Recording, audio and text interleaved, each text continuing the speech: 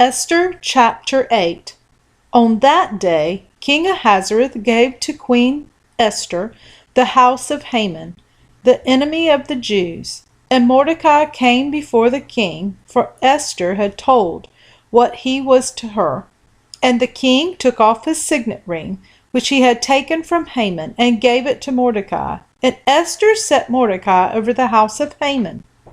Then Esther spoke again to the king. She fell at his feet and wept and pleaded with him to avert the plan of Haman the Agagite and the plot that he had devised against the Jews. When the king held out the golden scepter to Esther, Esther rose and stood before the king.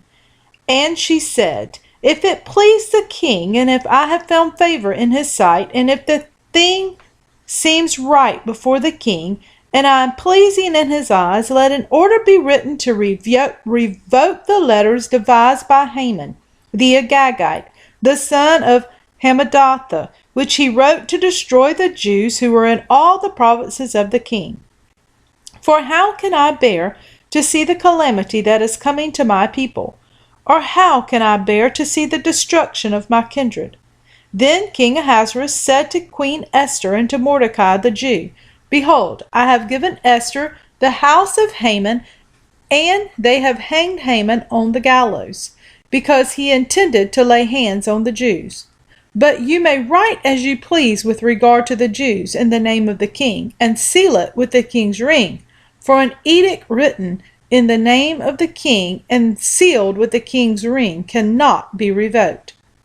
The king's scribes were summoned at that time in the 3rd month, which is the month of Sivan, and the 23rd day. And an edict was written, according to all that Mordecai commanded concerning the Jews, to the satraps and the governors and the officials of the provinces from India to Ethiopia. 127 provinces, to each province in its own script, and to each people in its own language, and also to the Jews in their script and their language.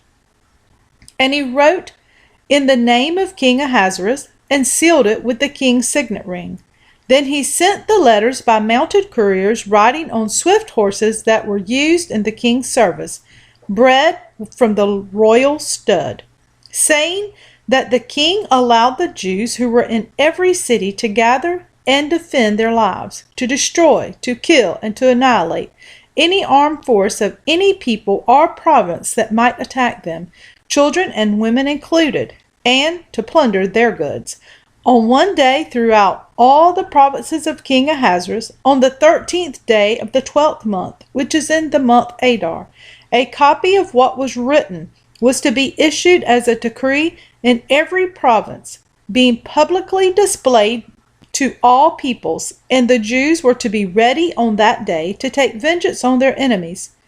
So the couriers, mounted on their swift horses and were used in the king's service, rode out hurriedly, urged by the king's command, and the decree was issued in Susa, the citadel.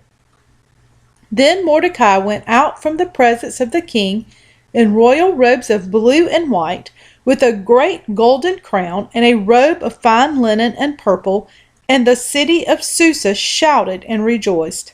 The Jews had light and gladness and joy and honor. And in every province and in every city, wherever the king's command and his edict reached, there was gladness and joy among the Jews, a feast and a holiday. And many from the peoples of the country declared themselves Jews, for the fear of the Jews had fallen on them. Esther chapter 8.